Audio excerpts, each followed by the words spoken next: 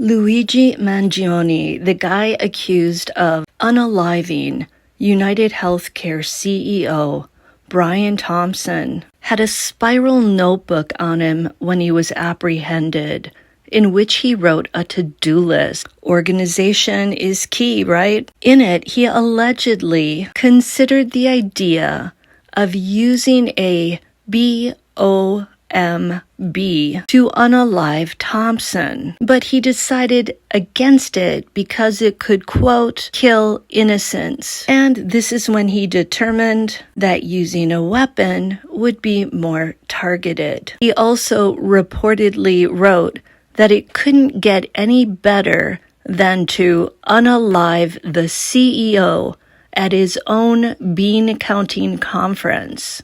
End quote. We know that Thompson was going to disclose the financial gains that the company had made this year at the meeting in Manhattan. That sentence is not going to help Luigi if he claims he's innocent, which it sounds like he's going to plead not guilty. That one sentence could be viewed as a confession. A guy that many people see as a handsome Robin Hood type wasn't looking so good today. He basically had a meltdown as officers led him into a hearing at the courthouse. He literally bared his teeth and he shouted out, quote, "This is completely unjust and an insult to the American people," end quote. Not sure what he meant by that.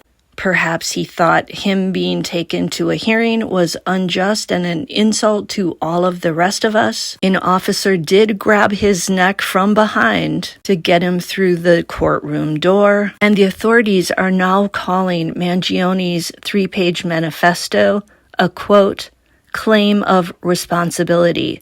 So they're looking at that as a confession as well. Police say that Mangione viewed himself as a hero fighting a corrupt health insurance industry. According to an internal police report that the New York Times obtained, Luigi Mangione appeared to view the targeted killing of the company's highest-ranking representative, Brian Thompson, as a symbolic takedown and a direct challenge to its alleged corruption and power games. One theory being floated is that Luigi unalived Thompson as an act of war after United Healthcare violated its contract with his mother, who suffered years of excruciating pain and expense following a diagnosis of severe neuropathy.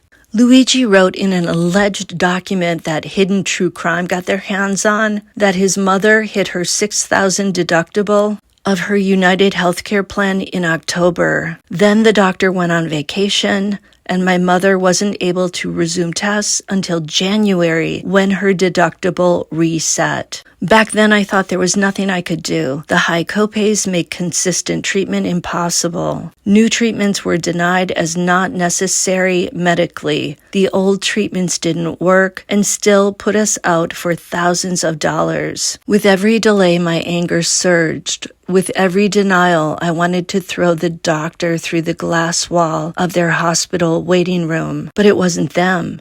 It wasn't the doctors, the receptionists, administrators, pharmacists, imaging technicians, or anyone we ever met. What it was United Healthcare.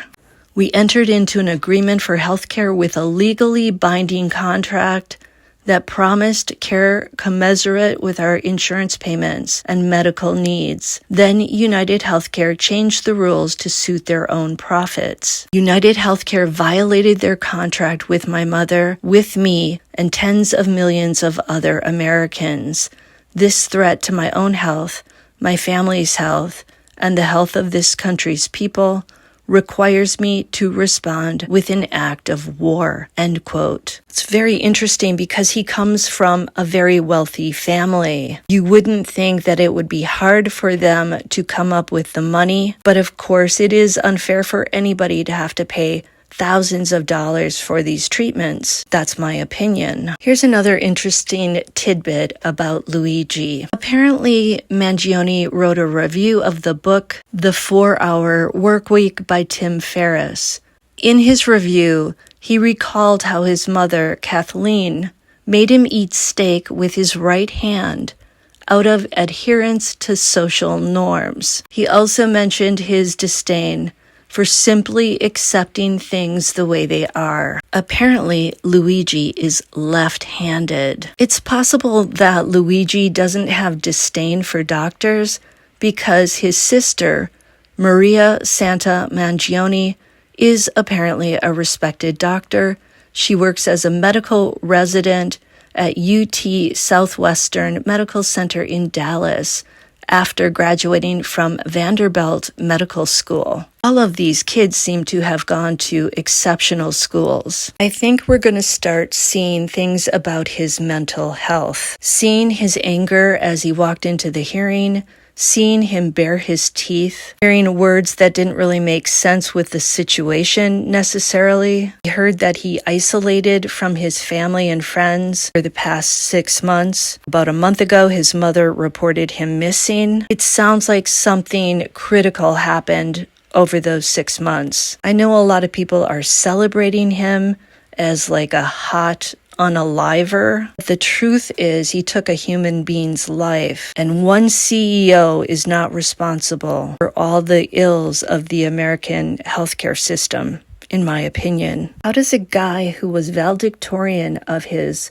all-boys school, prep school, how does a guy go from being valedictorian of his high school class and getting 2 degrees from an Ivy League university, the University of Pennsylvania? How does somebody like that suddenly turn into an unaliver? He's also a social guy. He's got a lot of friends. They said he was normal, he was friendly, he was nice. I think something cracked in his head. I think there is a mental health element to all of this.